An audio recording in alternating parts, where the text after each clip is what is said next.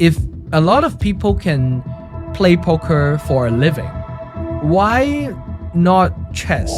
The threshold of being competitive to a point where you can make a living is actually super, super hard. That is where Anichess really come into play. With like online tournaments and big prize pools, we can have a story where chess enthusiasts try to be good at the game and make a living out of the game. When there are more and more games like PUBG Party gaining market share, I wouldn't see games not moving into that direction. The matter of when will it hurt enough for the big Web2 studios to make a move. When I do the biopsy, turns out to be a lymphoma, which is like a lymph cancer. And after this whole episode, I just rethink, right? Like, what's the priority in life? Like what's the point of chasing after money and glory when you leave this world? You cannot take it with you.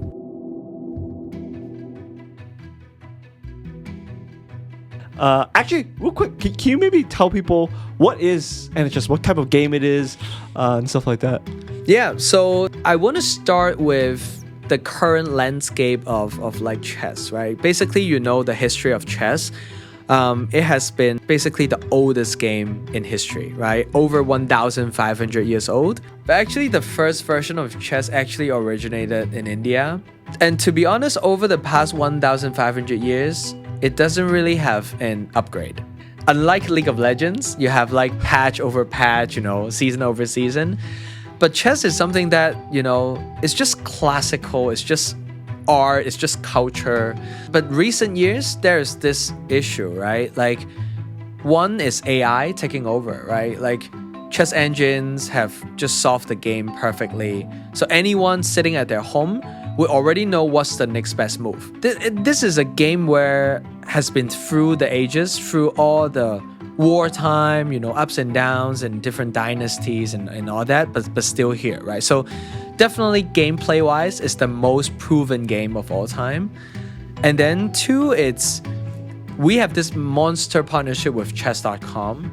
We're thinking and brainstorming, okay, what can we actually build with them, right? Given the 200 million of user base that they have, right? So then we have the idea, why don't we try to solve the cheating issue with chess, right? Because with classical chess, you can't really have big online tournaments, right? Imagine you have online poker tournaments, like $1 million prize pool in the chess context.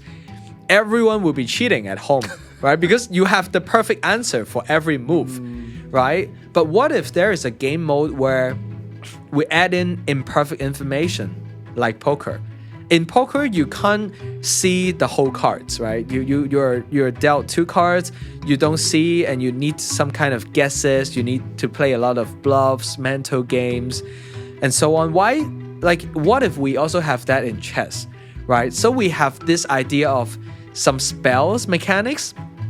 And what is interesting is I personally was inspired by the Harry Potter scene. That is when I got into chess when I was 6. Right, so I always fantasize like, okay, what if chess, but with some magic, right? And I also love to play games like Teamfight Tactics and Hearthstone a lot, and I know a lot of mechanics actually are very well suitable for chess, right? So we start ideating, imagine you can use this spell that you can turn a piece invisible for 1 turn, or you can use this spell to just swap pieces, right? I can swap my rook with your rook, and it could be some super interesting positional play, right? So there is the very first idea of Anichess. Basically chess with a drop of magic, right? Then we just took this idea to the grandmasters and different levels of players and see how do they feel about the game. And once we have kind of the green light to just go ahead, build this, then we start building spell after spell, and then just keep testing it with the core community as well. We launched with the mini game, what we call the puzzle. So just like chess.com puzzles, but it's like a daily puzzle for Anichess, where you need to use a spell and move some pieces to solve the puzzle. And there's just one solution for every puzzle. To just start validating the idea, prior to building out the whole PvP game. And in the future, we will introduce something like tournaments, bigger prize pools, heads-up battles, and people can actually start buying in with crypto. And we don't really have to worry about cheating, because one, there's hidden information, right? And there will be more and more spells that have hidden information where even AI don't know where you move it, right? They can only do a best guess, but they can't guarantee that is the right play. And two, we can introduce more and more spells every single season. So even if the AI did catch up with season 1, maybe we're already at season 3, right? So that can keep the game running and running. So that's kind of the in a nutshell what Anichess is. It's actually an interesting story, because the whole concept started with, having the Magnus Carlsen IP, and then the whole vision is really to bring Web2 and also like chess.com people on board, right?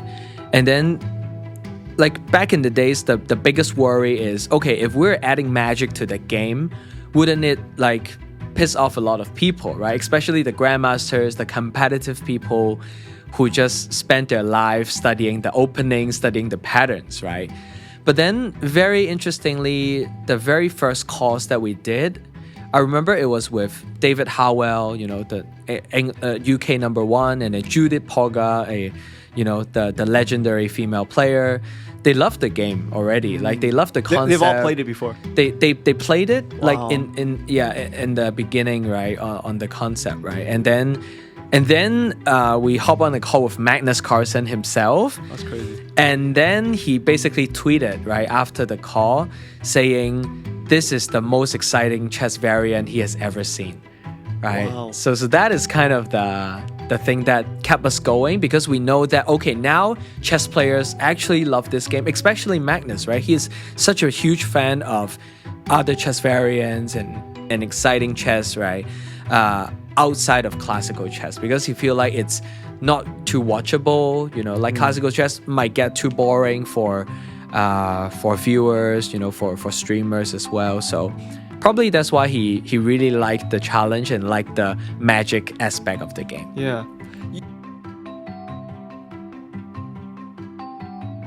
You could have spells, I guess, or create these elements in a Web2 sense game, right? What was even the thought of like bringing it on chain? Yeah. So, I mean, obviously you're in Animoca, everything's gonna be on chain, Web3, Web3 gaming and stuff. But Yeah, no. yeah, what? Why bring it on chain? Like, couldn't this work in a Web2 sense?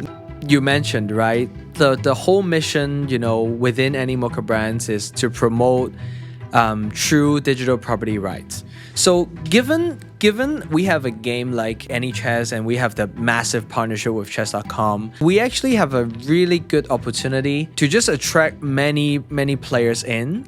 And imagine like if we're just building it in a Web2 sense, people still just gonna be collecting off-chain collectibles where they can't really sell, they can't really transfer freely, because at the end of the day, they are not owning what they pay for. But at Animoca and at Anichess, what's really important is bring masses on chain. We want to educate people all the good stuff about on-chain economy and usability and so on. Especially in a game point of view, we do believe that if players pay for something online, they should really own it. Like nowadays in Web2, if someone in the, let's say League of Legends, right? If I buy a skin and someone within Riot Games have beef with you, he can just take away your skin. Right? Oh, really? Like because it's just a So if you have an argument with someone working at Riot Games, they can take exactly because your it's skin. not because it's not on chain, because it's just a back end database thing. And then if they want to mess with you, anyone have access to the database, could just erase your sword, erase your skin, whatever. But if it is an NFT, unless they have your seed phrase, nobody can take that away from you.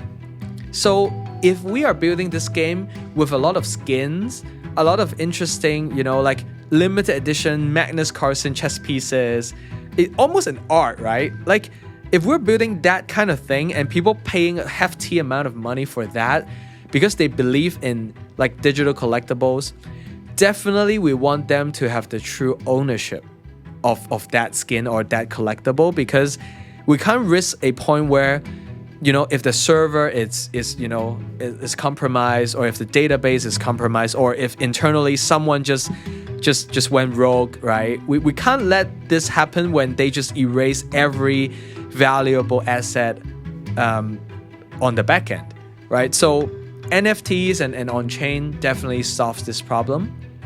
I think that's number one, right? Like why NFT is really important in the sense of digital collectible. But second is, I mentioned around like tournaments and online tournaments and buy-ins.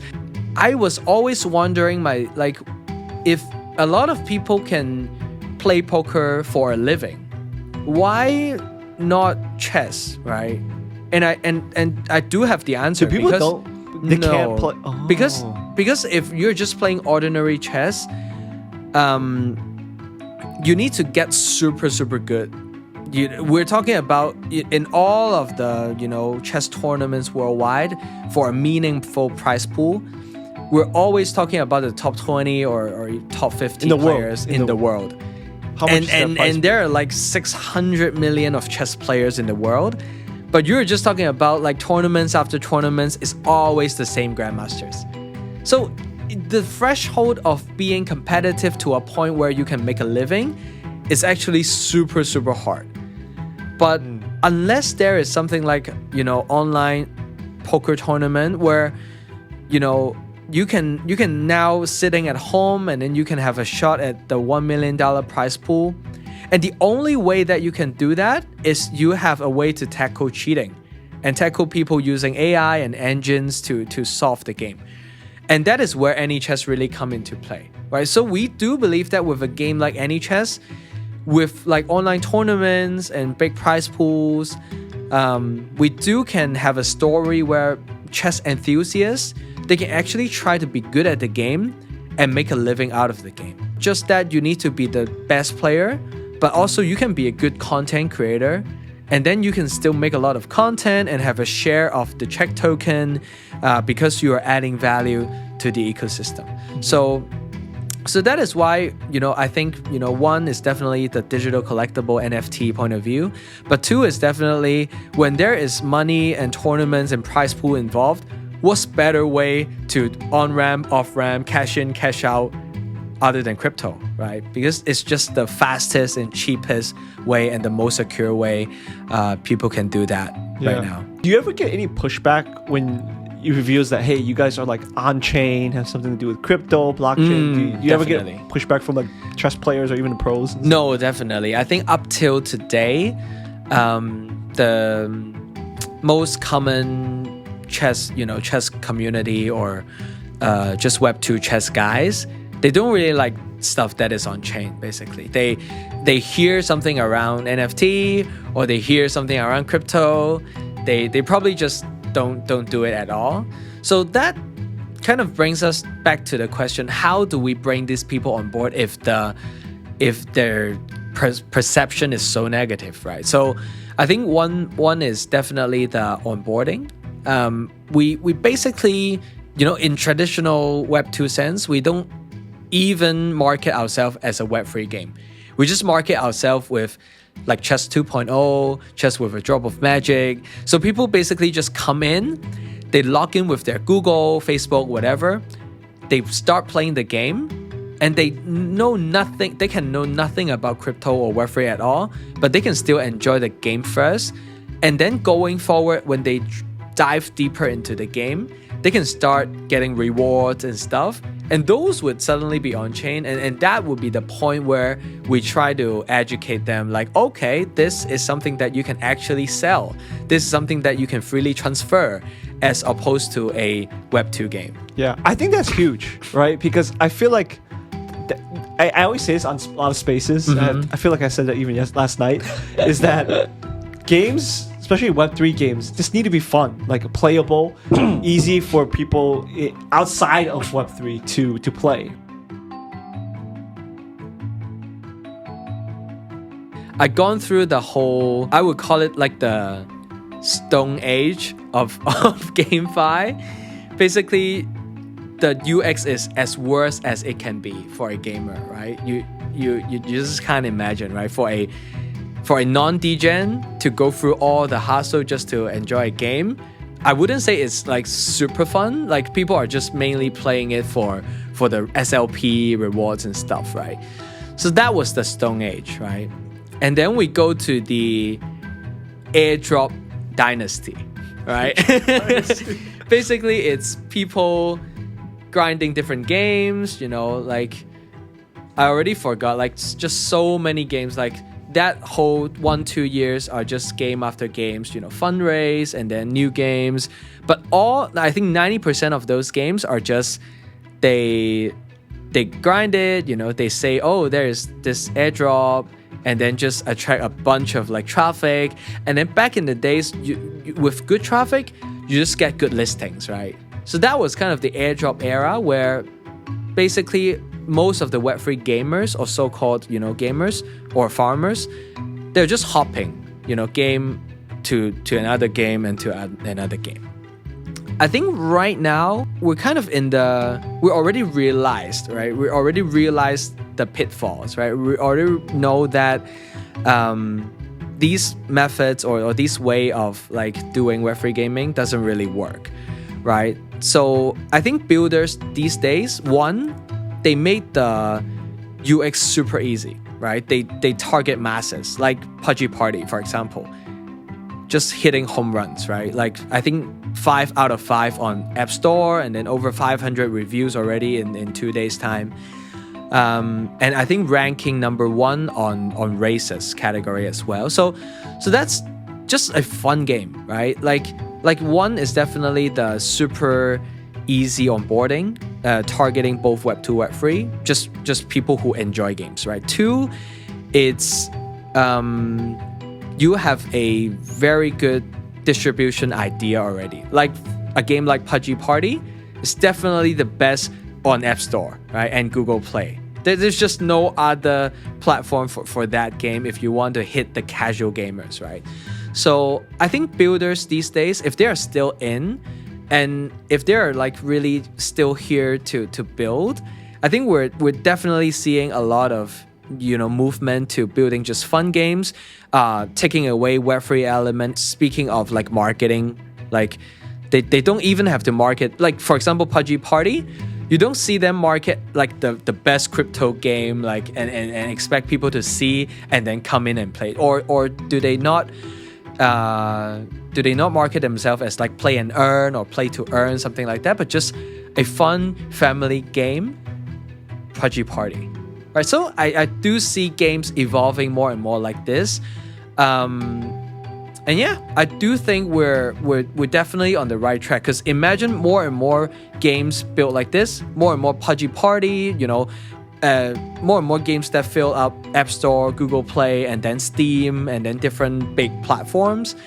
Then it's just a matter of time where people just naturally get onboarded. Yeah. You know, it's funny what you said about like, I feel like in the previous cycle, you call it what, the airdrop dynasty cycle is when I go to these conferences or when I like just talk to builders, right? The first thing they would say is like, oh, this game is on this chain.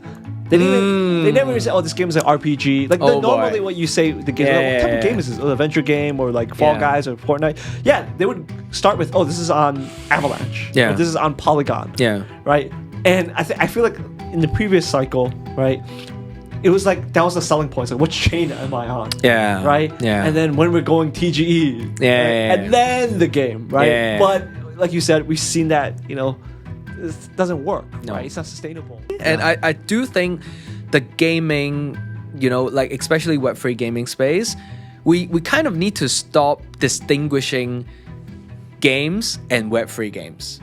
Because there's no point, right? Like, if you're just marketing to the Web3 gamers, you're just gonna attract 90% of like farmers, right? And bots, right? But if you just start going in with a really fun game, be it, you know, market to Web2 or Web3, people just enjoy the game first. Like, you know, PUBG Party is a really good example. Like, I can imagine players from all over the world, even families, right? Even kids, right? They can play the game.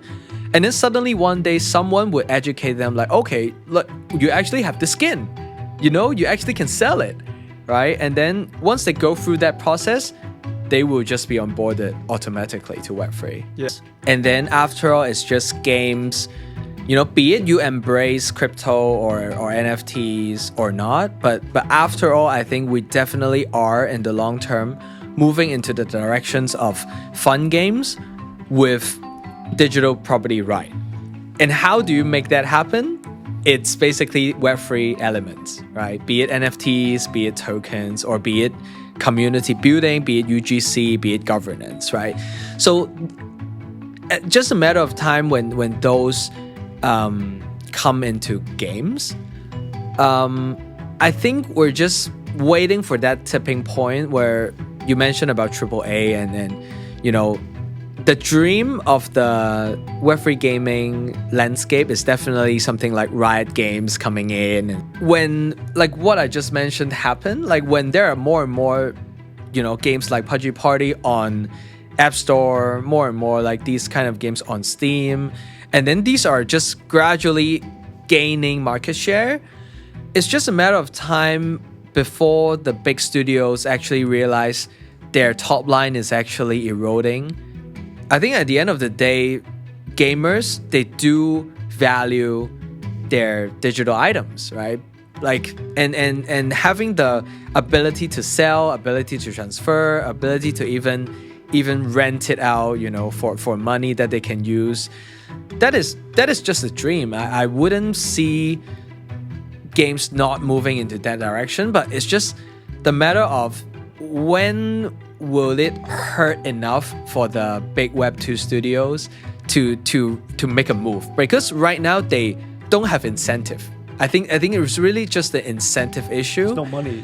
Yeah. You know, like their market share is not harmed. You know, like these guys are just making like bad quality games, and so I don't care, right? Like my top line is not harmed. Then I'm just doing what I'm doing. But at that point where more and more games like PUBG Party come into play, like mobile game developers, you know, AAA game developers see that happen, like then suddenly or even like more and more games go to like Gamescom and all those, then they will have to realize, right? When they think about their next 3-year growth strategy, 5-year growth strategy, it's just a matter of time when they start strategizing. Okay, do we want to at least try something or experiment something into this direction? Yeah. You said you were playing chess when you were 6. Yeah. And so, like, I was just curious, like, how was it like? How was little Chev like? Were you always playing games and something like that? How was your upbringing like? Yeah, upbringing. I think all along the way, I was very curious about a lot of stuff. And like, I think since a very young age, I always like different challenges. I like to win. And starting from chess, and then learn, I think around a few months. And then I already start playing in my first tournament. And then I think the very, very first tournament that I played, I already got like, I came 6th. And then just, my first victory, my very first trophy in my life. Wow. So I was like competing with people like 9 or 10. So you're like the Magnus Carlsen of your time. Oh, no, nowhere near. Of your school, of your region. nowhere near. But that was kind of how I was brought up. I was brought up, you know, I was super thankful actually for a family where I can try a lot of stuff.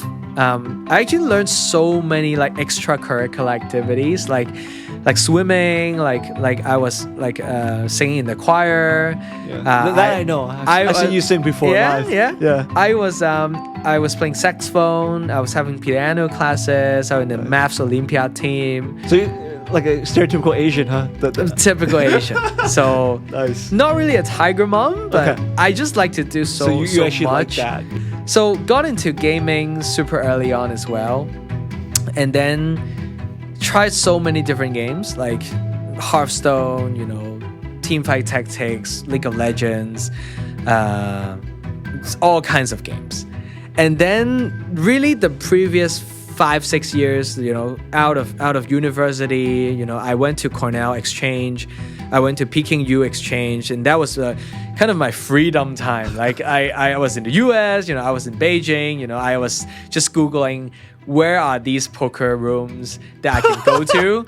So I was like skipping classes really? and Just then to play poker. Yeah. That's crazy. So would you win money? Like how are those tournaments I lose a lot. I was just studying economics, like finance and like global business. And then just right out of college, I hop into management consulting because my upbringing is just strategy, right? So, games is strategy, playing poker is definitely strategy, playing chess is strategy, and doing like case competitions in university also strategy. So I just want to challenge myself in different industries. So I got into Boston Consulting Group. And then 3 years in, I just got this cold email on LinkedIn from Animoca. Oh, wow. And then I hopped into Animoca, started with the operations and projects team, helping to set up processes, set up teams, and scaling, the company. And then 2 years ago, I just got this super amazing opportunity that, okay, we now have this Magnus Carlsen IP, and this also elevated into a chess.com partnership. They know I play chess, and they are like, are you interested to take on this project? I was like, yeah, bring it on. Originally, that was still like 21, 22, where NFT are still booming. Right. So that was the time where we're thinking, okay, like we signed this IP agreement with Magnus Carlsen. Maybe we just launch some Magnus Carlsen NFTs. Maybe that is already super exciting and super hyped, right? But then after we did the whole deal, NFT kind of crashed. So we're like, okay, now we already paid, for Magnus, paid for this partnership. What else we can do? What if we build chess with a drop of magic? Like, what if there is a form of chess where, like poker, they can actually play online, play for big crypto prize pool, they can own skins, limited edition skins, or even Magnus Carlsen collectibles as NFTs, right? What if this concept, we can bring it alive? And then I just started, as part of the, leading team up until now. With the BCG background, really set me up as a problem solver and also a kind of a communicator. Like you at consulting, you actually need to balance a lot of stakeholder interests, right? You need to internally manage, you need to downward manage, upward manage, you need to manage all, external vendors and stuff, right? Taking those skills into building your own project is actually super, super important. Because now we're working with developers, engineers, artists, investors. You downward manage, you upward manage, you do podcasts. You have to build your brand on Twitter, on X, right? You need to, do all kinds of stuff, right? With all kinds of people, right? So that, I think, interpersonal skills and how do you manage a team, and how do you, on one hand, you need to push for timelines, but on the other hand, you also need to juggle between priorities. Like that is really the part of the skill set really comes from being in a consultant environment and juggling between projects after projects. But yeah, you mentioned that you had cancer. Yeah. Right? Yeah. Wow. And it wasn't too long ago, right? Mm-hmm. Like how, and you're a young guy too. Yeah. Right? Like, how was that experience like? Well, that's a life-changing experience, and I want to use this opportunity to praise God, praise Jesus, my Lord and Savior. Basically, life before cancer, I was super addicted into poker in a sense where to play online tournaments, sometimes I just keeps on waking up at 2-3 a.m. at night just to catch the US time zone tournaments. And then I was like chasing after glory, chasing after money. And then I was just just so addicted, right? So going after these kind of stuff, right? So actually for a few months back then already, I had this a little bit of blood in my poop, right? You know, I think it's no big deal, right? And then it lasts for quite some time. And then, okay, so one day I just decided to just go and check it out, right? Like, so after leaving that like doctor's room, I was just ready to pay and ready to go. A nurse just grabbed me into another room. A nurse just tell me, if your insurance covered this, you definitely should check it out. You definitely should do like a thorough endoscopy. So then I booked for doing a thorough endoscopy on both my intestines and also my stomach. Just because I did the whole thorough endoscopy, when I do the biopsy, right, of the cells in the stomach, right, then it turns out to be a super early stage of a lymphoma, which is like a lymph cancer on the stomach. So that was late August, right, and it's early September that I figured this whole thing out and confirmed to be lymphoma, and then just do a bunch of checkups, and then the whole November was a treatment, and just so you were building Anichess while having cancer. Wow. Yeah, and I didn't stop, and I just have to make sure I have enough rest, be disciplined with my time, because it's not like I can sleep 24 hours a day anyways. Like I need to do something, right? So you know, the hallelujah point is in February time. When I go back to the doctor, do the endoscopy again, I am 100% cancer free. Wow. So that is the testimony. Yeah, that's amazing. Actually, also life changing in a way that after this whole episode, I just rethink, right? Like, what's the priority in life? Like what's the point of chasing after money and glory while just some kind of accident can happen, or some sort of cancer can happen, which just takes your life away, right? What's the point of, you know, just spending and wasting all your time on these things that when you leave this world, you cannot take it with you, right? Like then I started to do like, you know, what I call Sunday Wisdom series on Twitter every single week, to just spread like words of God, and also like spread like, you know, goodness, spread like faith, you know, just help people, you know, imagine they see it and they're all going through some tough time, they could be encouraged, right? Just also rethink, you know, the whole relationship with God as well, like him being my first priority, and then I cut out so many things that separates me from him, like watching porn, for example. Haven't watched for so long now, and then just cutting things out gradually from my life, and then just get, you know, closer and closer to him, because I feel like the purpose of life, it's like spreading his word, and also spreading my own unique experience that he planned for me, and then shine wherever you are, right? It's not like I have to become a priest or something, but wherever we are, like in Web3, we can be his light, and we can share these positivity, and especially for people who haven't met Jesus before, or haven't heard the word before, but going through like super tough time. Thank you, God, for just bringing me through this incident, and making me realize that life is much more than just climbing the social ladder and try to please people and try to make a lot of money. Yeah. But going back to Anichess, Yep. right? So I know even in the elevator getting here, you told me some alpha. I don't want to reveal it. Yeah. But what's next for Anichess? I know the token is coming anytime soon. I know you guys been posting about it. Yeah. Well, what's next for Anichess? So dropping a few alphas here. September is a massive month. We are cooking. So the game is going on to abstract. So you know we're Okay. integrating the Is that abstract. the first time people have been hearing it, or? Not the first Okay, time. okay.